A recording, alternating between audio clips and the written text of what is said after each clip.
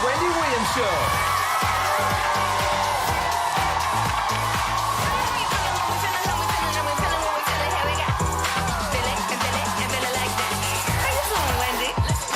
And now, here's our special guest host, Sherri Shepherd.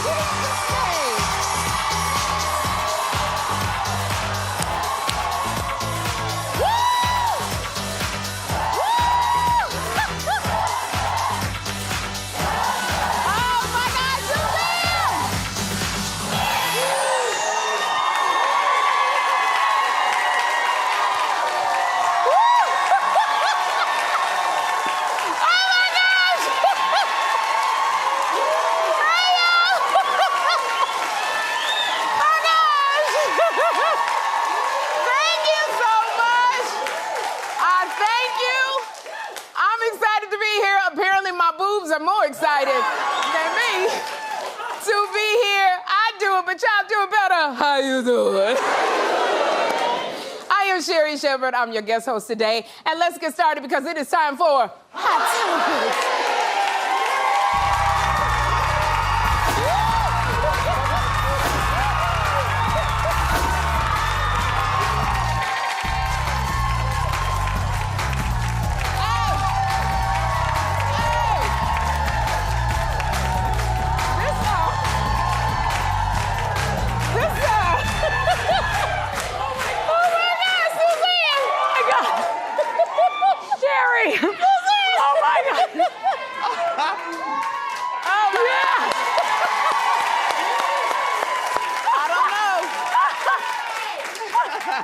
Suzanne, I thank you. I don't know if y'all gonna be seeing me if we can get past the censors on this thing, but every time I breathe, the thing pop open.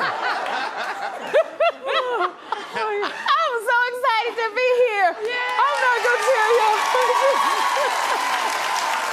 And I think now my stylist is Kwame Waters. I have tried this dress on 4 or 5 times. It fit fine. You know what it is? I think it's because I went to, Chef Melba was here when I was here the last time.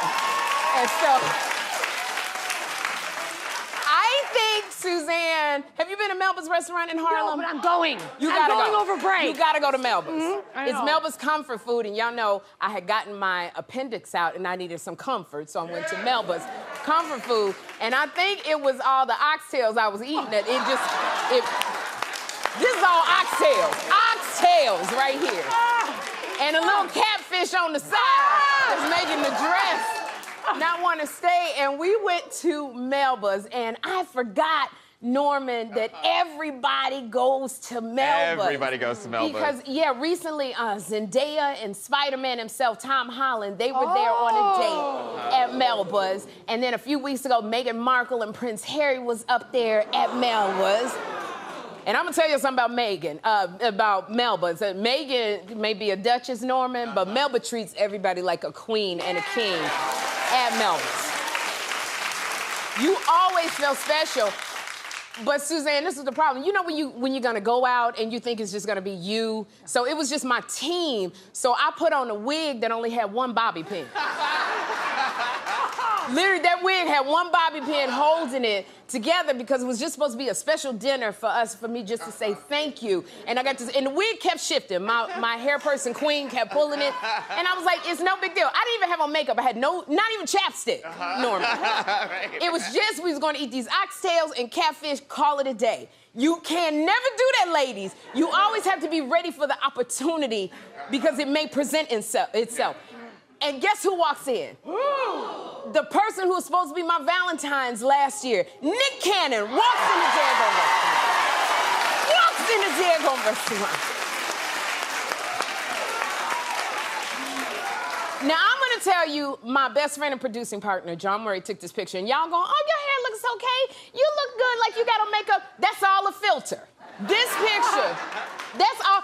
This filter he uses gave me a hairline and baby hair.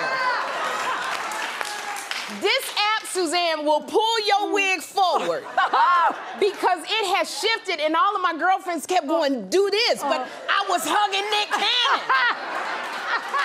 So the wig had shifted back. He pulled it forward. He gave me some stuff on this app. And this is why you can't be using these apps, Suzanne, because if you get on Bumble and you use that app, then they see you for real and they like, who are you? But Norman, let me tell you something about Nick Cannon. Oh, please do. Nick Cannon, ladies, I'm about to tell you, girl. Nick Cannon hugged me, and that jacket that he had on was soft like butter. Ooh. You could feel Nick's muscles rippling underneath that coat.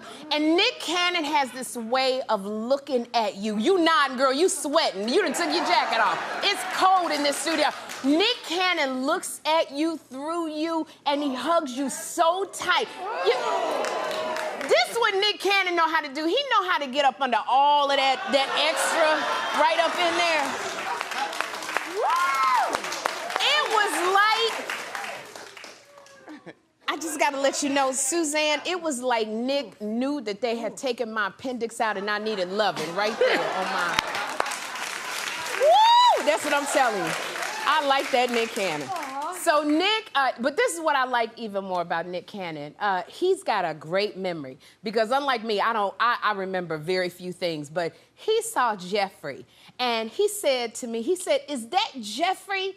I remember meeting Jeffrey in a deli when he was really small. This is Nick.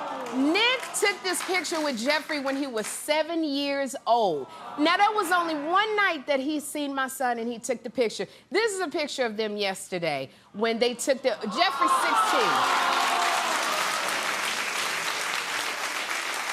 When I tell you, that meant so much to me, Suzanne, that Nick, with everything going on in his life, and he's a mogul, and he's dealing with a lot of things, that he remembered Jeffrey, and he remembered exactly where he met Jeffrey. Wow. When you're a mother and you're a single mother, the most important thing to you is your child. So when somebody takes the time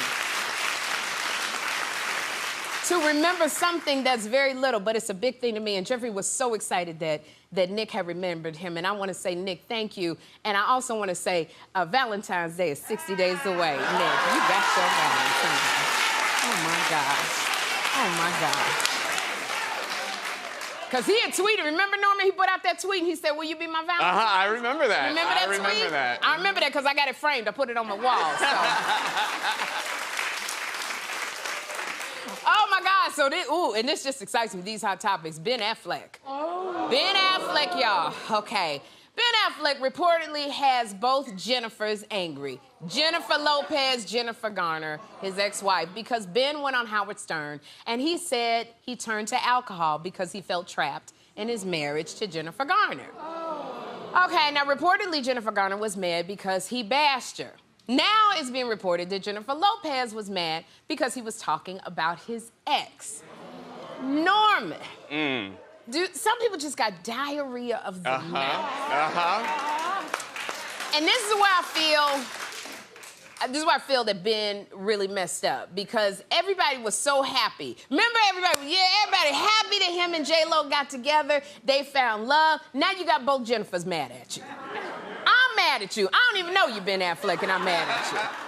You know, because sometimes you have to look inside in that inside voice. You know when you tell your kids, use your inside voice? You got to use that inside voice and be quiet. Now, women were rooting for you, Ben, across America. They was rooting for you because you rekindled a romance. Now you're moving forward. Now you done pissed off everybody.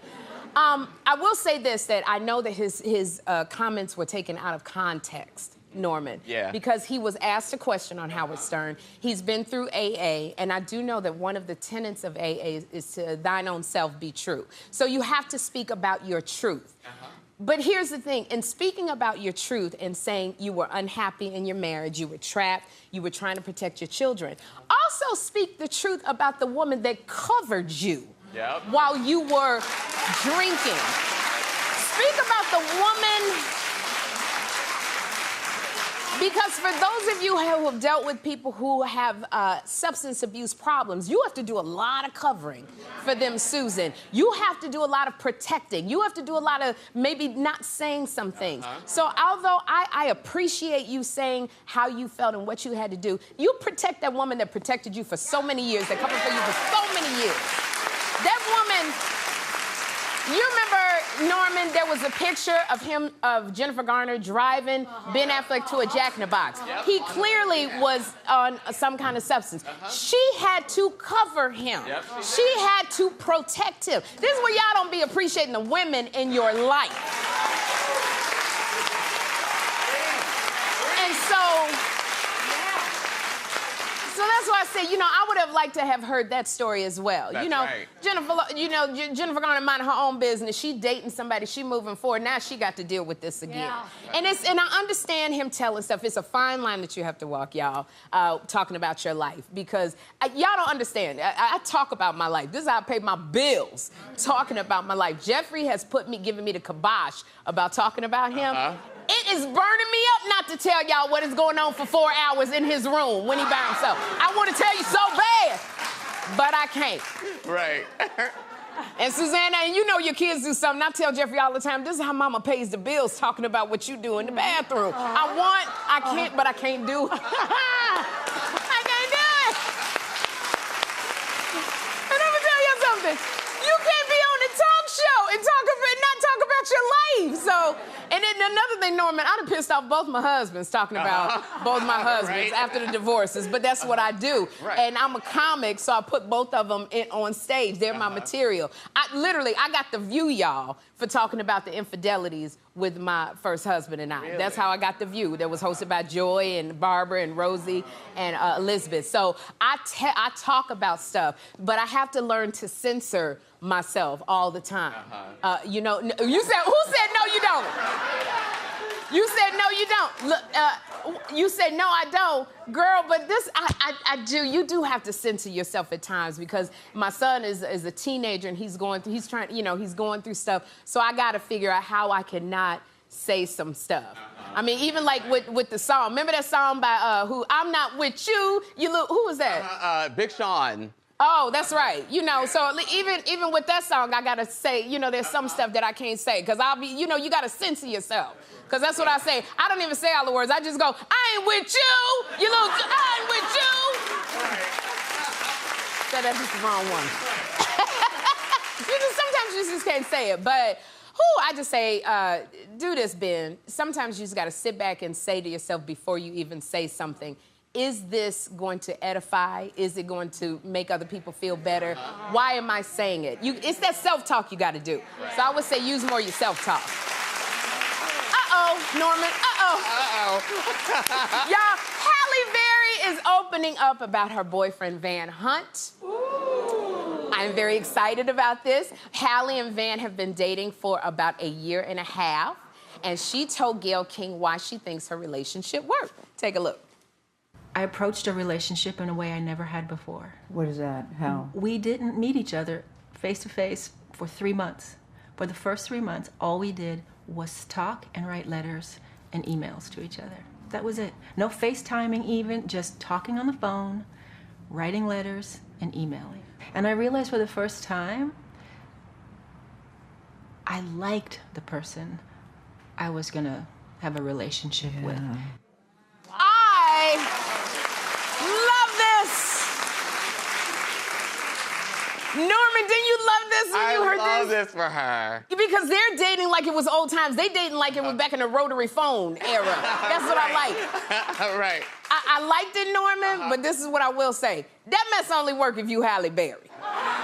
Right. Let me tell you something. Because regular girls from the neighborhood, they be way too worried about being what? Catfished. Yeah, in the audience, you tell me who in the world would believe you if you said, girl, I met Michael B. Jordan, and Michael B. Jordan said, we not gonna see each other, we just gonna text and email for the next 3 months. What girlfriend would you be able to hold your face up high and really repeat that story to them? Not anybody. That's the problem. Your regular average person would think that you were being catfish. That reminds me of the way Halle and Van did it. What's that show where they had the wall between? Oh, Love is Blind. Love is Blind. Because I wasn't into that, but shout out to Cameron and Lauren. 3 years being married from that show. Because they didn't see each other. And I think with this thing, you get to talk, you get to really know the person, the core values, as opposed to the visual thing, Susan, of you know, getting to know them. I remember trying to do that. I met somebody on Bumble, y'all. He was a doctor. And so when I met him, he was an OBGYN. He delivered babies. He worked at a big hospital in LA. That's what he told me. Now, we texted for 4-something months. And then my girlfriends kept saying, well, why you ever met him? And I said, he just wants to text. He don't want to know the celebrity. He wants to know Sherri. I sounded so stupid, but that's what I said. So we went back and texted back and forth, y'all. And I swear, Norman, I just kept thinking, please don't let this be some 15-year-old in Sweden. Right. In a farmhouse with a computer trying to get money from an older woman. Please don't let this be some man just talking about he working on a pipeline and he want to borrow some money. And we went back and forth texting and doing letters, and I got on one of them apps. I found out where he lived. I found out he worked in the hospital, and I said, you got to FaceTime me. So he FaceTimed me, and I thought it was CGI because it was white teeth and the mouth was moving. Like that. Right. And then every time we wanted to get together, he always had to deliver a baby. He was always delivering a baby. Right. And I was just like, oh my gosh. So it didn't work out because I was like, we gotta meet. It didn't work out, but I like that it worked out for Halle. Yeah. And what I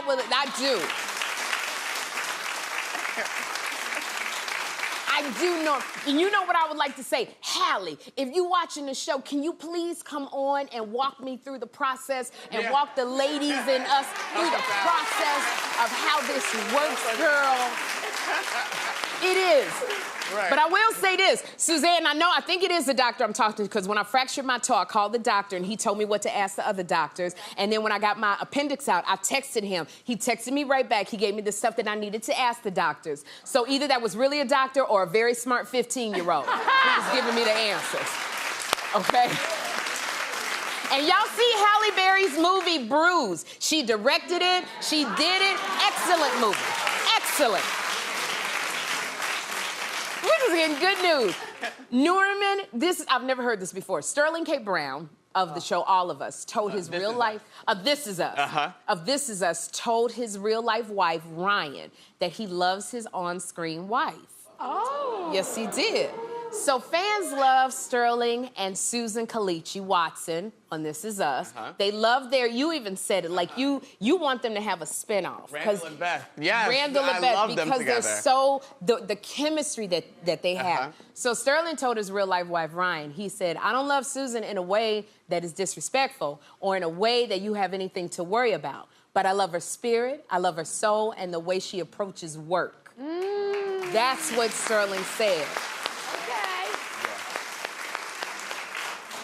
It's funny, I'm looking at you in the blue and white because you're looking at me like, well, I would tell him I love the Amazon man and the UPS the same way.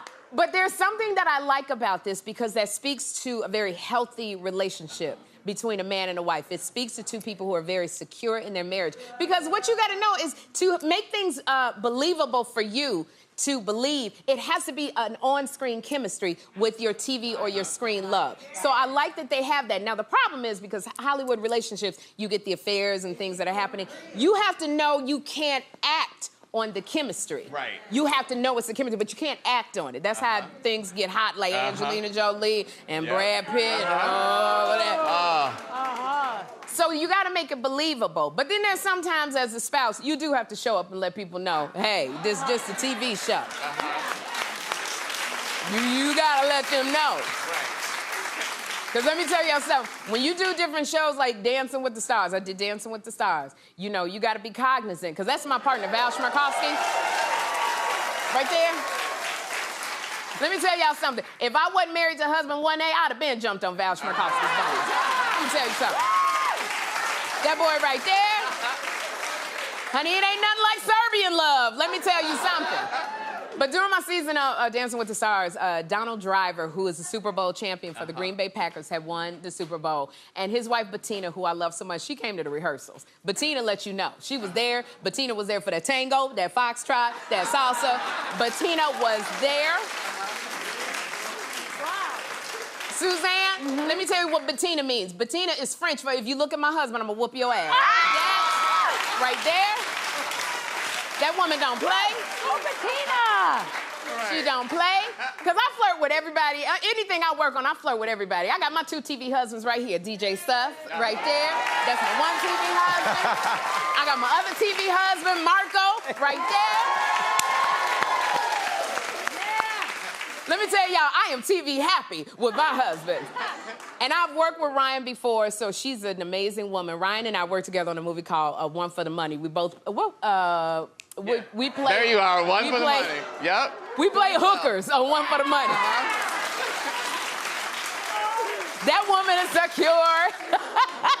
So I say to you, Ryan, this is what Sterling said to you, Ryan. It turned me on so much. I want to be one of Sterling's TV lovers. I do. I'm so TV turned on. But Ryan, it's just for TV. I just want to let you know that, girl.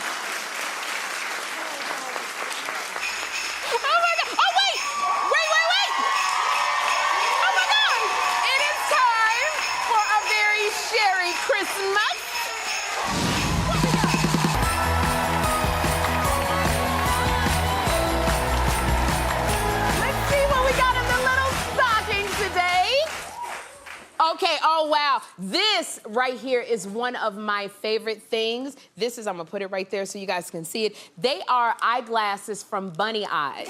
And this is what I like. Bunny Eyes are wearable, they're tiltable and flippable, so you can pull them down. They're glasses.